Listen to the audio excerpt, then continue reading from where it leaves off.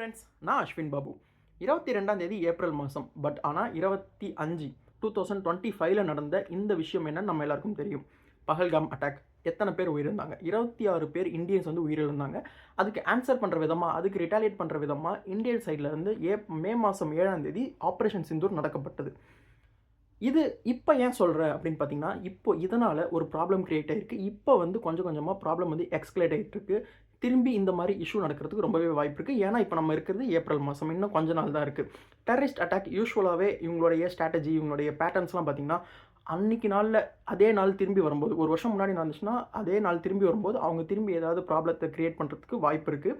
So அதனால் இப்போ ரொம்ப ஒரு சின்ன சின்ன கான்ஃப்ளிக்ஸ் கொஞ்சம் கொஞ்சமாக இன்க்ரீஸ் ஆகிட்டு இருக்குது. பாகிஸ்தான் சைட்லேருந்து ஒரு ஸ்டேட்மெண்ட் சொல்கிறாங்க, இந்தியன் ஸ்டைட்லேருந்து அவங்க திரும்பி ஆன்சர் பண்ணுறாங்க. இது என்ன நடந்துகிட்டு இருக்குது? இப்போது ஆல்ரெடி போர் போய்கிட்டு இருக்க இந்த சுச்சுவேஷனில் ஆல்ரெடி நம்ம எல்லாருமே, நீங்கள், நான், இந்த வீடியோ பார்க்குற எல்லாருமே ஏதோ ஒரு வகையில் கஷ்டப்பட்டுக்கிட்டு இருக்கோம்.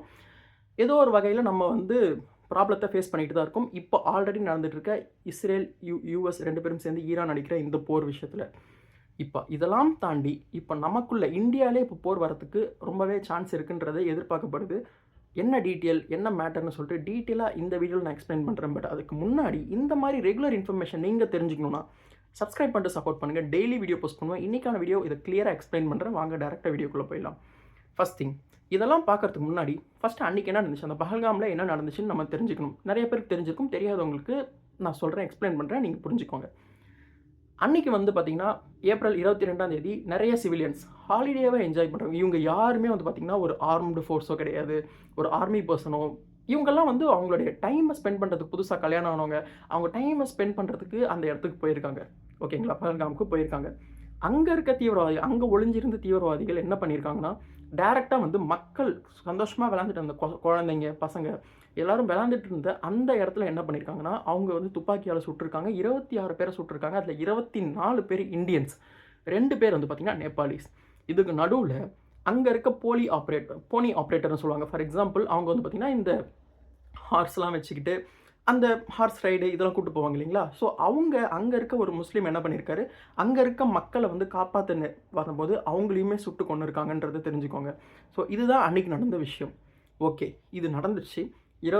இந்தியாவே ஃபுல்லாக வந்து மயான அமைதி. திடீர்னு இந்த மாதிரி மக்கள் மேலே ஒரு தாக்குதல் ஏற்படுத்திட்டாங்க அப்படின்னு சொல்லிட்டு 7ஆம் தேதி, மே மாதம் 7ஆம் தேதி இந்தியன் என்ன பண்ணாங்க அப்படின்னா, இந்தியன் ஆர்மி ஃபோர்ஸ் என்ன பண்ணாங்கன்னு பார்த்தீங்கன்னா, ஆப்ரேஷன் சிந்தூர். சிந்தூர் இந்த சென்ஸ் சிந்தூர் பெண்கள், அங்கே நிறைய ஆண்கள் தான் வந்து நிறைய இறந்தது. ஓகேங்களா, அவங்களுடைய பெண்கள் வந்து அவங்களுக்கு ஆன்சர் சொல்கிற மாதிரி. ஃபார் எக்ஸாம்பிள், பெண்கள் எல்லாருமே நெத்தியில் வந்து அந்த குங்குமம் வைப்பாங்க இல்லைங்களா. ஸோ அதை பேஸ் பண்ணி தான் ஆப்ரேஷன் சிந்தூர்ன்ற அதுக்கான ஆன்சர் தான் இது, அந்த குங்குமத்துக்கான ஆன்சர் தான் சொல்லிட்டு இந்தியன் சைட்லேருந்து ஒரு மிகப்பெரிய ஆப்ரேஷனை க்ரியேட் பண்ணி சக்ஸஸும் ஆனாங்க. அங்கே இருக்க 9 கேம்ப்ஸ் அந்த டெரரிஸ்டோட கேம்ப்ஸை வந்து டேரெக்டாக ஏர் ஸ்ட்ரைக் பண்ணாங்க. ஓகேங்களா, இதுதான் வந்து அன்றைக்கி நடந்தது. 9 மிலிட்டரியோடைய கேம்ப்ஸை வந்து டிஸ்ட்ராய்ட் பண்ணாங்க இந்தியன் ஆர்மி ஃபோர்ஸ். இது நடந்துட்டு இருந்தது. இந்த மாதிரி இஷ்யூ போய்கிட்டு இருக்கும்போது 10ஆம் தேதி அந்த 7ஆம் தேதி ஆரம்பித்தது, 10ஆம் தேதி சீஸ்ஃபயருக்கு வந்துட்டாங்க. இதை வந்து நார்மல் ஆகிடுச்சு. அதுக்கப்புறம் எந்த ஒரு ப்ராப்ளமும் எக்ஸ்கலேட் ஆகலை. அவங்க சைட்லேருந்து, பாகிஸ்தான் சைட்லேருந்து நீங்கள் எந்த ஒரு ஆன்சருமே இல்லாமல், எந்த ஒரு இதுவுமே இல்லாமல் நீங்கள் எப்படி எங்களுடைய ஏரியாவுக்குள்ளே வந்து நீங்கள் அடிக்கலாம் அப்படின்னு சொல்லிட்டு நிறைய பிரச்சனைகள்லாம் போச்சு.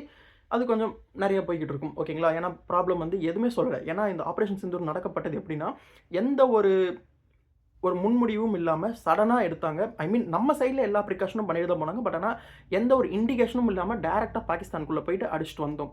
இது ஒரு பக்கம் இருந்தாலும், இப்போ அது என்ன ஆச்சுன்னு பார்த்தீங்கன்னா, ஆல்ரெடி நடந்த ஒரு வருஷம் முன்னாடி நடந்தது. இப்போ கிரியேட் ஆகிறதுக்கு ப்ராப்ளம் என்னென்னா, இந்த தீவிரவாத அமைப்பு யூஸ்வலாக எங்களோட பேட்டர்ன்ஸ் எல்லாமே எப்படி இருக்குன்னு நம்ம எல்லாருக்கும் தெரியும்.